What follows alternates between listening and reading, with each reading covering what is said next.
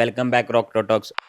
അപ്പോൾ ഇന്നലെ ഒരു KKR LSG ഒരു ഗംഭീര പോരാട്ടം തന്നെ. റിങ്കു സിംഗ് എന്ന പേരെടുത്ത് പറയാതെ ആ മത്സരം തുടങ്ങാൻ പറ്റില്ല എന്ന് എനിക്ക് തോന്നുന്നു. അപ്പോൾ എന്താണ് KKR വീണ്ടും ഒരു തോൽവി ഏറ്റുവാങ്ങി?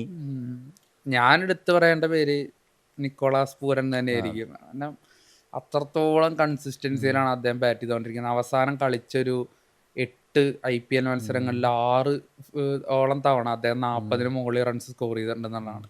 7ഓളം തവണ 7ഓളം തവണ 40-ന് മുകളിൽ റൺ സ്കോർ ചെയ്യുക. ഭീകര കൺസിസ്റ്റൻസി. ഇന്നലത്തെ മത്സരത്തിൽ നമ്മൾ LSGയെ പറ്റി അവരുടെ സ്ക്വാഡ് കണ്ടപ്പോൾ പറഞ്ഞ കാര്യം, അവരുടെ ഓപ്പണിംഗ് ആയിരിക്കും ഏറ്റവും കൂടുതൽ ദുർബലമായിട്ടുണ്ടാവുക എന്നുള്ളതാണ്. കാരണം ഒരു സ്പെഷ്യലിസ്റ്റ് ഓപ്പണർ ആ ടീമിലില്ല. മിച്ചൽ മാർഷിൻ്റെ ഒപ്പം ഓപ്പൺ ചെയ്യാന്നുള്ളത് നമ്മൾ പറഞ്ഞൊരു കാര്യമായിരുന്നു. പക്ഷേ കളിയിലോട്ട് വന്നപ്പോൾ മാർക്കറോ ആയാലും മിച്ചൽ മാർഷായാലും ഗംഭീരമായിട്ട് ഓപ്പൺ ചെയ്യുന്നതാണ്. അതും 2 പേരും അവരുടെ IPL തന്നെ ഏറ്റവും ഫോമിൽ കളിക്കുന്നു. ഞാൻ മിച്ചൽ മാർഷ് ഇത്രയും ഫോമിൽ IPL കളിക്കുന്നത് കണ്ടിട്ടില്ല. അതുപോലെ മാർക്കറും ഇത്രയും സ്ട്രൈക്ക് റേറ്റിൽ കളിക്കുന്നത് കണ്ടിട്ടില്ല IPL ഞാൻ ഇതുവരെ. അപ്പോൾ അവർ രണ്ടുപേരും അവർ ഏറ്റവും മികച്ച ഫോമിൽ LSGക്ക് വേണ്ടി കളിക്കുന്ന കാഴ്ച. അതുപോലെ നിക്കോളാസ് പൂരൻ എന്ന് പറയുന്ന ഒരു ഹാർഡ് ഹിറ്റർ, അദ്ദേഹത്തിൻ്റെ ഒരു പീക്ക് ഫോം എന്ന് തന്നെ പറയും. ഇന്നലെ എനിക്ക് തോന്നുന്നു ഹർഷിത് റാണ പോലത്തെ വളരെ എക്കണോമിക്കലായിട്ട് പന്തെറിയുന്ന ബോളറൊക്കെ തെരഞ്ഞ് പിടിച്ചടിക്കേണ്ടായിരുന്നു. അപ്പോൾ ആ ഒരു 230-ന് മുകളിലുള്ള ഒരു ഭീകര ടോട്ടൽ ആ ടീം സെറ്റ് ചെയ്യാൻ തന്നെ കാരണം നിക്കോളാസ് പൂരൻ്റെ ആ ഒരു ആക്സലറേഷനാണ്. അദ്ദേഹം ഇപ്പം മിഡിൽ ഓവേഴ്സിൽ വന്നു അദ്ദേഹത്തെയും പെട്ടെന്നാണ് ആ സ്കോർ റേറ്റ് കൂട്ടി പോകുക. എങ്ങനെ സിക്സ് അടിക്കും? അത് സ്പിന്നേഴ്സിനെതിരെ അതുപോലെ തന്നെ പേസർമാർക്കെതിരെ അദ്ദേഹത്തിൻ്റെ ആ ഒരു ഹിറ്റിംഗ് എബിലിറ്റി, അത് രണ്ടുപേരും ഒരുപോലെ അദ്ദേഹം ഹാൻഡിൽ ചെയ്യുന്നുള്ളതാണ്. അപ്പോൾ ഈ ഒരു സീസണിൽ എനിക്ക് തോന്നുന്നു ഒരു most dangerous player Nicholas Pooran തന്നെയായിരിക്കും.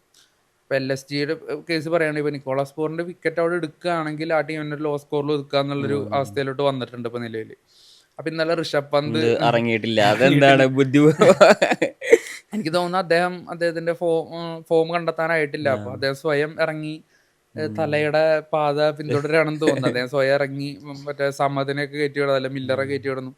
സമദിനേക്കാളും നല്ലൊരു ഹിറ്ററാണ് ആക്ച്വലി ഋഷഭ് പന്ത്. പക്ഷെ അദ്ദേഹം ഫോം അല്ലാത്തതുകൊണ്ട് ഒരു പക്ഷെ അങ്ങനെ മാറ്റി പരീക്ഷയാവണം. ശരിക്കും അപ്പൊ പ്രഷർ ഫീൽ ചെയ്യുന്നുണ്ട് കളിക്കാർക്ക്. ഇപ്പൊ ധോണി ആയാലും എല്ലാരും ഇറങ്ങുന്നുണ്ട്. അപ്പൊ നമ്മളൊരു ഇമ്പാക്ട് ഉണ്ടാവും. തീർച്ചയായിട്ടും അവരും ഇതൊക്കെ ഹാൻഡിൽ ചെയ്യുന്നതാണ്. അവർക്കും ഓഡിയൻസിന്റെ അല്ലെങ്കിൽ ഇപ്പോൾ കാണികളുടെ റെസ്പോൺസ് ഒക്കെ അവർക്ക് കിട്ടുന്നുണ്ടാവും. പിന്നെ ഋഷഭ് പന്തിന് എക്സ്ട്രാ പ്രഷർ ഉണ്ടാവും. കാരണം സഞ്ജീവ് വർഗിയാണ് അവരുടെ ഓണർ. അപ്പം എക്സ്ട്രാ പ്രഷർ ഉണ്ടാവും. അപ്പം ഇന്നലെ എനിക്ക് ഉറപ്പായിരുന്നു കൊൽക്കത്ത ഈ ഒരു ചേസ് ചേസ് ചെയ്യാം, അല്ലെങ്കിൽ അടുത്ത് വരെ എത്താന്ന് ഉറപ്പായിരുന്നു. കാരണം LSGയുടെ ബോളിങ് വീക്കാണ്.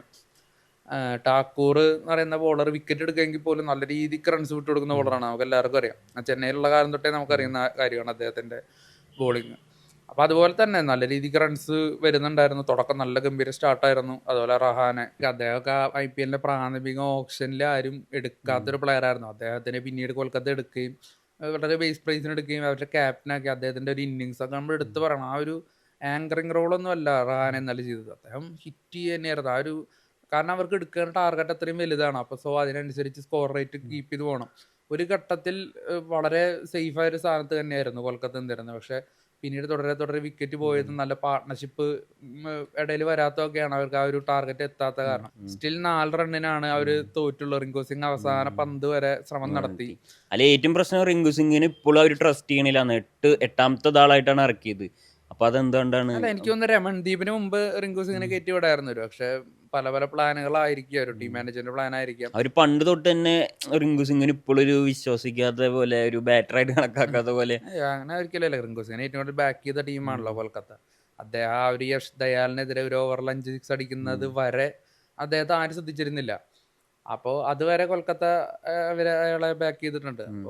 ഇപ്പൊ വരുന്ന വിമർശനത്തിൽ നടത്തില്ല. അപ്പൊ KKRന്റെ ബോളിംഗ് ഞാൻ നമ്മള് തുടക്കാനും പറഞ്ഞ കാര്യമാണ്. സ്റ്റാർക്കിന്റെ പകരം സ്പെൻസർ ജോൺസൺ എന്ന് പറയുന്ന ആ ഒരു മാറ്റം വരുന്നുണ്ട് ആ ടീമിൽ.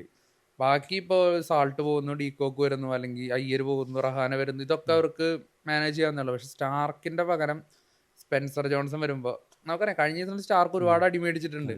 പക്ഷെ സ്റ്റാർക്ക് ഓപ്പണിങ്ങിൽ ചിലപ്പോൾ ഒരു ഓവർ ഒക്കെ പേടിപ്പിക്കുക ആൾക്കാരെ ഒന്ന്, അത് ചിലപ്പോൾ ഒരു ഓവറൊക്കെ നല്ല രീതിക്ക് നല്ല എക്കണോമിക്കലായിട്ട് എറിഞ്ഞെന്ന് വരാം. പക്ഷെ അതുപോലെ സ്പെൻസർ ജോൺസൺ സാധിക്കില്ല. അപ്പോൾ ഒരു പക്ഷേ സ്പെൻസർ ജോൺസൺ നല്ല രീതിക്ക് അടി കിട്ടിയിരുന്നു. അപ്പോൾ ഒരുപക്ഷെ ആ ഒരു തീരുമാനം തന്നെ ആയിരിക്കും അവർക്ക് ഇപ്പോൾ നിലവിൽ പാളിക്കൊണ്ടിരിക്കുന്നത്. ബാക്കി ബാറ്റേഴ്സ് ഒക്കെ ഓൾമോസ്റ്റ് എല്ലാവരും ഫോമിലോട്ട് എത്തിയിട്ടുണ്ട്. റസൽ മാത്രമാണെന്ന് ഫോം കണ്ടെത്താത്തത്. അപ്പോൾ KKR ഏറ്റവും കൂടുതൽ മിസ് ചെയ്യണത് ആരാ? ഗംഭീറിനെയാണോ അയ്യറിനെയാണോ? എനിക്ക് തോന്നുന്നത് ഒരു സ്റ്റാർക്കിനെ തന്നെ ആയിരിക്കും തോന്നുന്നത്. കാരണം ആ ഒരു രണ്ടും അല്ല. അല്ല ഗംഭീർ ഒക്കെ ആക്ച്വലി കഴിഞ്ഞ കൊല്ലം ഗംഭീറിന്റെ ഒരു മെന്ററിങ്ങും കാര്യങ്ങളൊക്കെ അവർക്കൊരു കിരീടത്തിൽ നിർണായക പങ്കുണ്ട്. ശ്രേയസ് അയ്യരും ബാറ്റിങ്ങിൽ ശ്രേയസ് അയ്യർ ചെയ്യുന്ന റോളൊക്കെ റഹാനക്ക് ഈസി ആയിട്ട് ചെയ്യാൻ പറ്റും. ഇപ്പൊ റഹാന അത് ചെയ്തുകൊണ്ടിരിക്കുന്നുണ്ട്. പക്ഷെ എനിക്ക് തോന്നുന്നത് ഒരു സ്റ്റാർക്കിനെ പോലത്തെ ഒരു ബോളറുടെ അഭാവം ആ ടീമിൽ കുറച്ച് കാണുന്നുണ്ടെന്ന് തോന്നുന്നു. എന്തായാലും ഇന്നലെ അത്യാവശ്യം റൺസ് എക്സ്പെക്ട് ചെയ്തിട്ടുണ്ട് ഈഡൻ ഗാർഡൻസ് ആണ് നല്ല. പക്ഷെ അവർ എക്സ്പെക്ട് ചെയ്തേക്കാൾ ഒരു 10-20 റൺസ് കൂടുതലായി പോയി LSG അടിച്ചത്.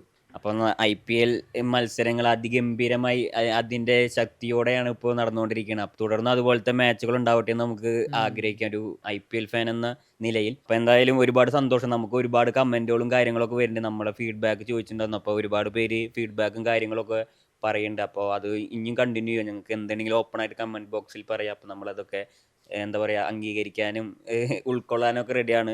അപ്പം ഇനി ഇതിലെന്തെങ്കിലും മാറ്റണമെങ്കിൽ അത് വീണ്ടും പറയാണ്. എന്തെങ്കിലുമൊക്കെ മാറ്റം ഉണ്ടെങ്കിൽ നിങ്ങൾ പറയുക ഓപ്പണായിട്ട്. ഇപ്പം നമ്മളിതിലെ നോർമൽ ഒരു മാച്ച് റിവ്യൂ എന്ന രീതിയിൽ പകരം നമ്മുടെ ഒരു അഭിപ്രായങ്ങളാണ് കൂടുതൽ പറയുന്നത്. ഇതിലത്തെ കണക്കും കാര്യങ്ങളും അല്ലെങ്കിൽ എത്ര സ്കോർ ചെയ്തു അങ്ങനത്തെ കാര്യങ്ങളൊന്നും പറയണില്ല. അപ്പം അങ്ങനത്തെ കാര്യങ്ങൾ ഇതിൽ ഇൻക്ലൂഡ് ചെയ്യണോ അങ്ങനത്തെ അഭിപ്രായങ്ങളൊക്കെ ഉണ്ടെങ്കിൽ നിങ്ങൾക്ക് പറയാം. അപ്പോൾ എന്തായാലും ലൈക്ക് ചെയ്യുക, കമൻറ്റ് ചെയ്യുക, ഷെയർ ചെയ്യുക.